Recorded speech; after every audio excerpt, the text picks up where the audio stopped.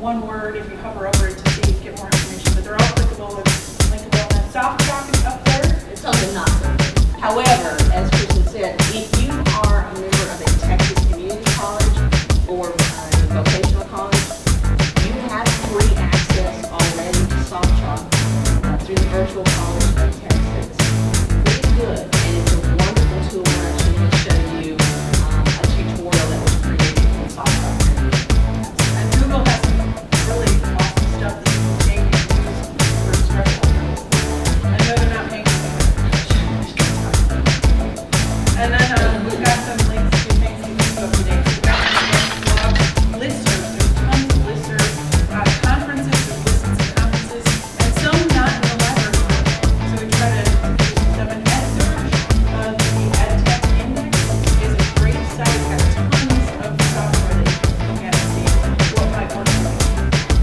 Yeah, I definitely recommend some of the blogs are really good. They'll kind of focus you on, okay, here's this cool new tool. Now, let's face it, we're all overwhelmed with that, and a lot of times for mine, honestly, they go directly into my Outlook, into a folder, and at some point I try to go and keep up with them. But you don't have to use everything. You're going to find the few things that work really well for you, that you enjoy using, and those are really great when you've got to do that quick turnaround. I got to make a tutorial for this, I've only got 2 days. So you're going to use the things that are familiar to you. But maybe you have the opportunity to plan for something that's a little bit bigger.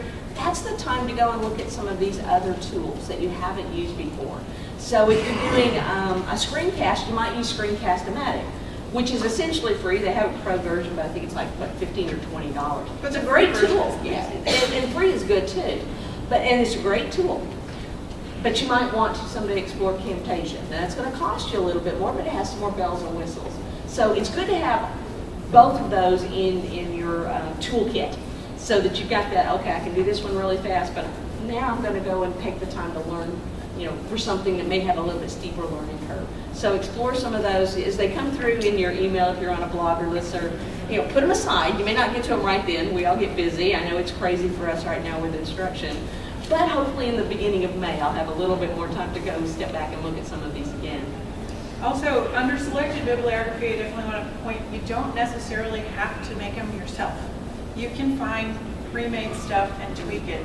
And we've actually, you probably have heard of a lot of this, like Clip, Primo. Those are some great resources where you can go and find some tutorials and use them with permission.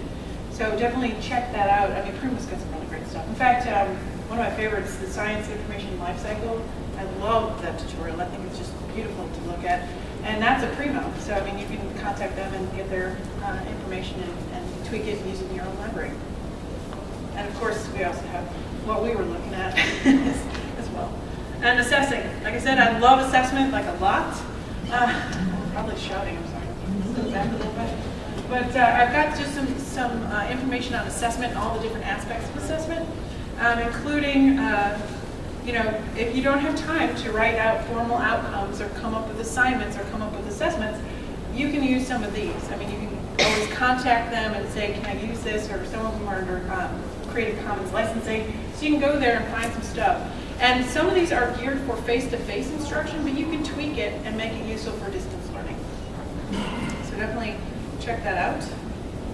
And our examples. I'm sure you guys would love to see some examples. We won't bore you with all of them, but and now we tend to embed things like these videos. These are Camtasia videos and then put up on screencast. We tend to put them into our LibGuides. Now the nice thing is we have a hidden LibGuide page that any of our librarians can grab those and put them in. Oh, okay, I want to make sure that my students know how to find and open an ebook, how to use this particular database. San Antonio Express News for us, because we are here in San Antonio. But they can also be put into an information literacy course. If you're doing something like a soft chalk, you can embed videos in there. So there's lots of ways of delivering information. Again, you may have a public LibGuide page or a public web page where you can link these types of tutorials. It's a great way to answer questions from students. That gives them the ability to go and look at this, but it also gives them the ability to replay it as often as they need to. It's not that, okay, here's how to do it, here's the 5 steps.